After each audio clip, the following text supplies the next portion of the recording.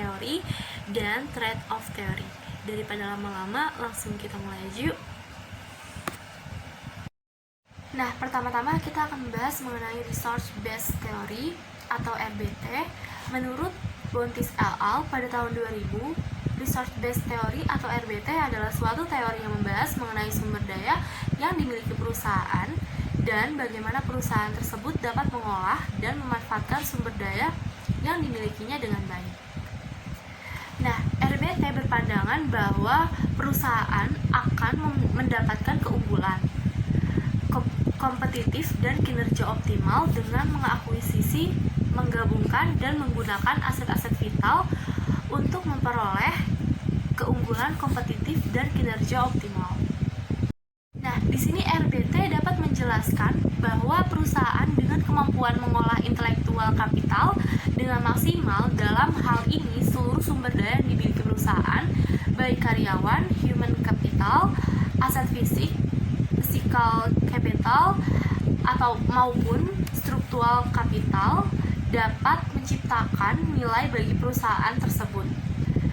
Nah, asumsi dari teori ini adalah bagaimana perusahaan mendapatkan nilai tambah atau value add dengan mengelola sumber daya yang dimilikinya sesuai dengan kemampuan perusahaan.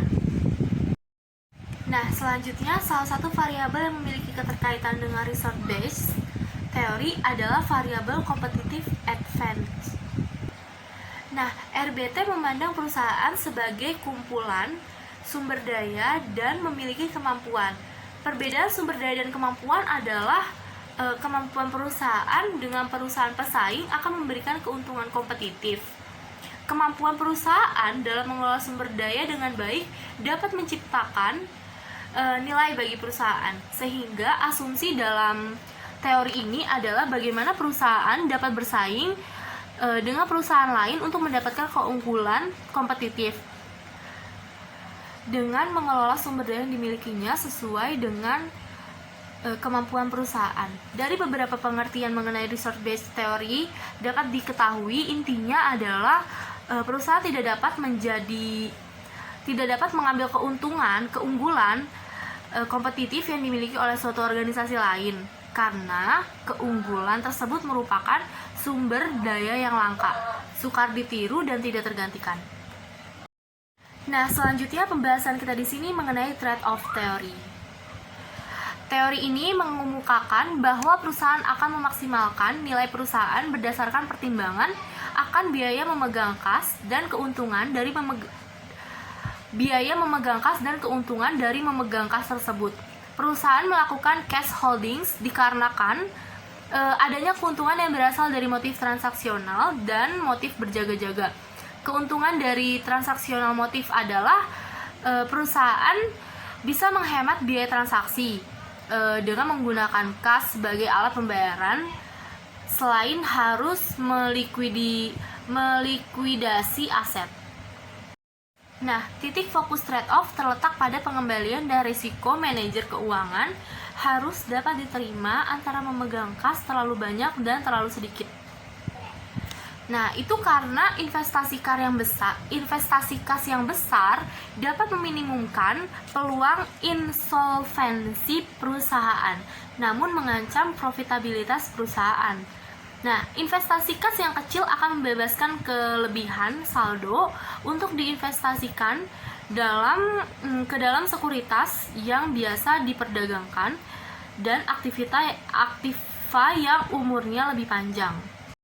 Nah, dalam teori ini berpendapat bahwa tingkat cash holding yang optimal yaitu dengan mempertimbangkan biaya peluang atau opportunity cost yang muncul akibat dari menahan kas serta manfaat yang diperoleh dari kegiatan tersebut. Biaya peluang muncul karena perusahaan lebih memilih untuk menahan kasnya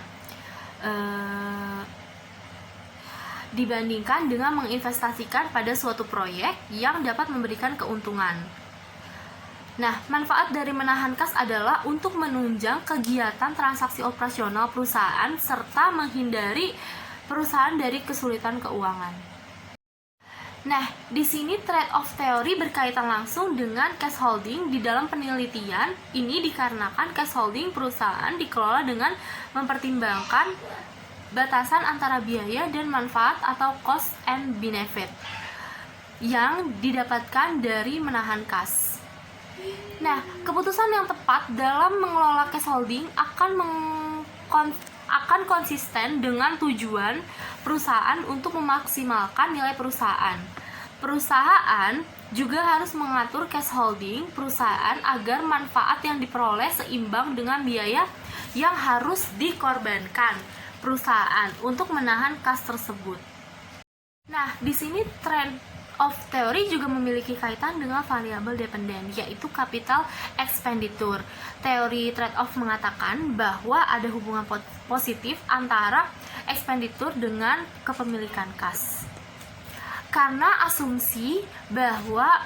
adanya asumsi bahwa perusahaan-perusahaan dengan capital expenditure yang tinggi akan memiliki jumlah uang tunai yang cukup untuk menjadi penjaga bagi biaya transaksi yang terkait dengan modal luar dan peluang biaya.